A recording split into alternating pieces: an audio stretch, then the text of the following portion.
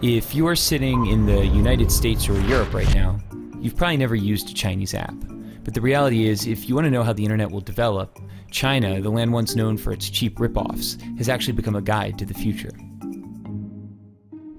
You know, the internet is the internet.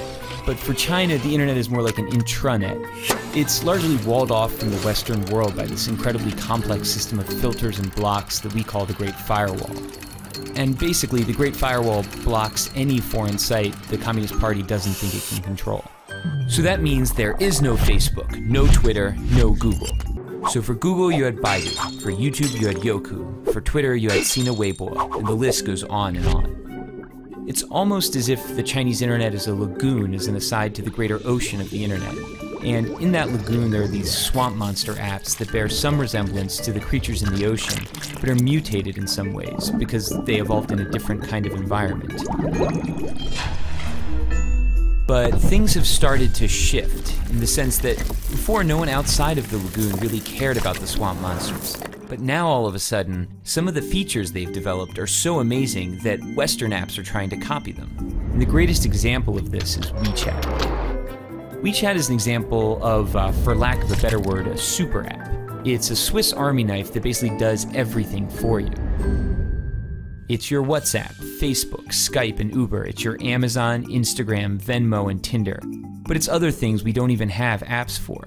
There are hospitals that have built out whole appointment booking systems. There are investment services. There are even heat maps that show how crowded a place is, be it your favorite shopping mall or a popular tourist site. The list of services goes on basically forever. But it's not the variety of things you can do on WeChat that makes it so powerful. It's the fact that they're all in one app. So why does that matter? Hypothetically, imagine you're sitting at home and one day you notice your corgi is dirty. A few buttons, and a few hours later a man shows up at your dog gets clean. You take a photo with your friends and tag the dog cleaning business. You haven't left the app. Your friend who likes Hello Kitty and works a boring office job decides she wants her poodle cleaned. She clicks the tag on your photo and orders the same service. Within seconds, the man with the big vacuum is on him, and he's happy because he got paid instantly on WeChat. Chatting, she tells you about a new hip noodle joint. It's a schlep, but you accept. You order a taxi. She pays for the food. On the way to her house, the man with the big vacuum invests the money he earned from both of you, and the app tells the kitchen you're there. On the wall. It's an old photo from the year you had that weird part in your hair. Of course she makes a comment. It is a bit overcooked, so you snap a photo and post a disparaging restaurant review. Here in China, that network is 700 million people. Sounds great, right? Well, it is, but using a single app to find a date, schedule an oil change, or notarize a document also enables WeChat to collect a staggering volume of personal data.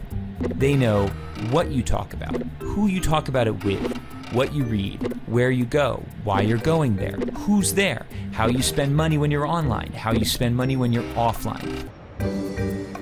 It's the combined data of Facebook, Amazon, Google, and PayPal, all in one place. The problem is, all of the data is information Chinese companies are forced to share with the Chinese government. It matters because we're starting to see a number of Western tech companies attempt to replicate